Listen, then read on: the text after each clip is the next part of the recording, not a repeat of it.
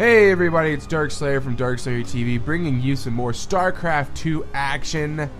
Game number 3 of DarconisRising versus DarkOnyx. And as you all know, I just recently joined the team DarkOnyx. All their information is in the description. I highly suggest you go check these guys out.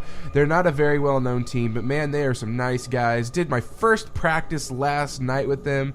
It was very, very fun. I even learned some things from players I didn't expect to learn things from. There was a Gold League Protoss, and he did a certain wall in his third base that I had never seen before, but it was genius. So, I mean, you can learn things from anybody, is what I learned last night while during DarkOnyx's practice. But anyways, we're back here on Ohana for game number 4, which it is 2-1 in DarconisRising's favor, by spawning down here at the bottom right as our orange Terran is DarkOnyx's RT Sprog. Up here at the top left of Ohana as our purple Zerg, we have DarconisRising's Conroy. Conroy taking a very convincing game last game. It was a very, very long macro passive game, but when it came to that final engagement, his army composition in micro just outdid our poor guess, and he did lose that game, sending it into a 2-1 scenario. And Ohana, this map as for a TVZ is... it can go several ways. The Terran can be super aggressive. The Zerg can be super aggressive. Ohana is definitely one of my favorite maps because of the fact that every race can be super aggressive, as it is a very, very small map. You can never know what you're going to see on it. A lot of Protoss like to do the Immortal Sentry all in, or you can go to a very macro heavy game on Ohana, as the third base is located right next to your natural. You just have to take out these destructive debris. And even the Zerg, it's really hard for them to prevent you from taking the third, because a few well-placed siege tanks up on the high ground and maybe just a tad bit of a wall, and the Zerg can't even get in there. And of course, the Zerg on a map like this is always going to go ahead and take his quick third. So we could be seeing a lot of games, and I'm actually rather excited to see how this game is going to go underway here for RT Sprog and Conroy. And Conroy did opt to grab that hatchery before the spawning pool, which is a very standard opening when you're fighting Terran. They don't tend to block as much as Protoss does, and Protoss can also cannon rush, so it's always good to get your spawning pool before grabbing that hatchery. But this is a ZVT, so the only thing the Zerg really would have to worry about would be a bunker going down, taking shots at your hatchery, which can cause a lot of trouble. But obviously it's not happening, as RT Sprog is not going to go there. RT Sprog with the 1-Rax expand, and not a big surprise here, as that is a very standard Terran opening versus all races. And for Conroy, he's actually going to go ahead and grab this gas, which means we will be seeing speed rather soon, as he does have 3 drones on that assimilator. Lings are going to move out here to go ahead and start trying to grab as much map control as possible. But RT Sprog saying, absolutely not, I'm going to go ahead and put my Marines in position and see if I can't hold these towers, which is very smart. I mean, Zerg usually has map control at the early bit of the game, but if you move these Marines out and you micro them properly, you might be able to take map control from the Zerg. But, I mean, one good surround on a couple of your Marines and it would be completely wasted. As we might just see here, as one Marine is located behind the tower, and it does decide to shoot at the Ling, going to give himself away. However, excellently positioned there. The Lings were getting a little clumped up, and he actually did get a Zergling kill right there, which shouldn't have happened, but Sprawl with excellent position there. Even pulling the Marine off of this Zelnaga, saying, you know what, that's too many Lings, I'm out of here.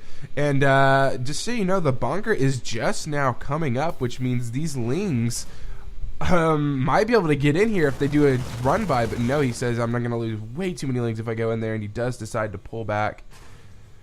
If we look in the main base of Conroy, as I said, speed is on the way, but the Baneling nest was just now put down here for Conroy, so we're going to be seeing some Banelings on the field. Those are always fun to watch. Even going to go ahead and start with that creep spread. So Conroy maybe even wanting to get super aggressive here at the early game, as the third base isn't even down yet.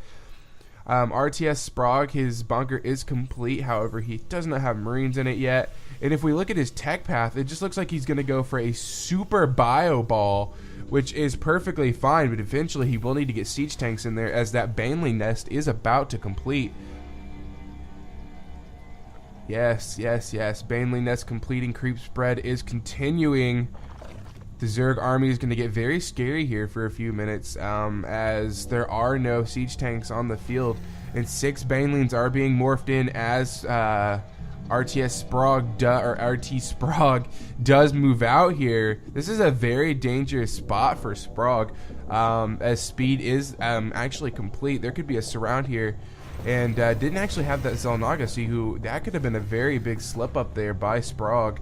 And he is going to start pushing towards Conroy's base, but he isn't really going to be able to do much, as there is a lot of Baneling and Lings on the field, continuing that mass Marine production. And Conroy did see this coming, as there are 20 Zerglings on the way, and here we go. This queen is a bit out of position as it tries to spread creep. The creep tumors do go down. Actually, they were canceled. Very nice cancel there by Conroy.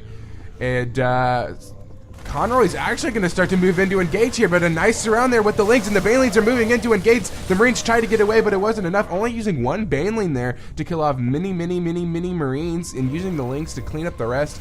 Very smart play there by Conroy. And RT Sprague now in a bit of a position, as if this Baneling push does come up this ramp, he could very well lose his bunker very rapidly along with these Marines if he doesn't have very good splitting.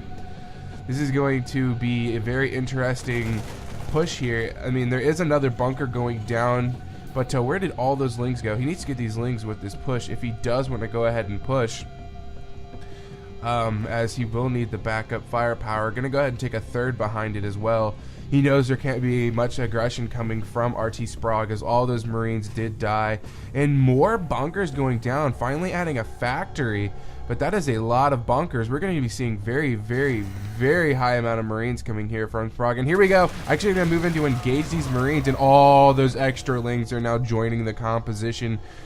And the lair is about to finish up here for Sprague, so we could also be seeing a lot of Mutalisks on the field. And a huge morph into Banelings now happening for Conroy.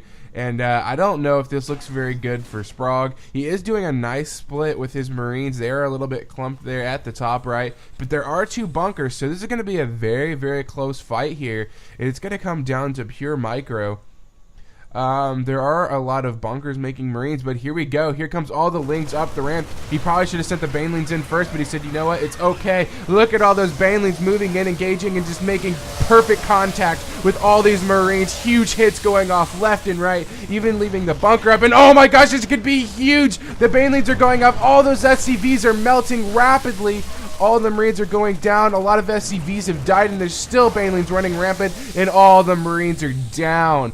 Oh my, Conroy just got a huge lead there, and tons of Lings are making their way across the field now to reinforce this army. They're making their way up the ramp as mules go in front of my screen, and here we go. Is there an answer here for Sprague? There is a lot of Marine production, which is in his favor, but is it going to be enough? There's just so many Lings on the field, with 18 more in production and more already on their way across the map. All those mules are going to go down here for Sprague. Sprague is in one hell of a position. If anything right now, he needs to lift up his buildings and place them in his main where the wall is located. No, he's bringing the Marines down, which is going to get them all killed. Sprague, get out of there. However, I will admit, nice positioning on the ramp is going to keep those Lings from getting us surrounded. He's going to kill most of these Lings up. But there's the swarm of the rest of the Zerglings, even morphing 5 Banelings in the middle of Sprague's base, saying, you know what? I need Banelings. I'm going to morph some. I don't care if you can see them. You can't get to them. And this Marauder actually going to come down here and try to take him out, but a nice Link surround will get them killed, and the Banelings are finished, and they're going to start making their way up the ramp to where this Bio Army is located. Will it get a nice contact? They're going for the Marauder. That is not the key choice. All the Marines are down, only a few siege tanks left, shooting left and right, trying to take out the rest of these Zerglings, and the SCVs are going to be pulled, as this is a last stand here for Sprague. He's trying to kill off as many of the Links as possible, but I don't think it's going to be enough. He's going to lose so many SCVs right here. Plus, look at the reinforcements coming in from Conroy. Sprague Oh no, man, I don't know if you can hold here. You've even got your supply depot down. You're actually moving your Marines to a nice position there for the choke, but they're on the move position and they aren't firing. All the Marines are going to go down, only one deciding to shoot, two more shooting. Oh my gosh. That was a huge blunder there by Sprague. He's going to lose most of those Zerglings, and he's actually going to go ahead and GG out of this game as more Banelings walk up the ramp. That was one exciting game. It definitely took my casting to a whole new level. And it's actually now 3-1 in DarconisRising's favor. Uh-oh, DarkOnyx is falling behind, guys.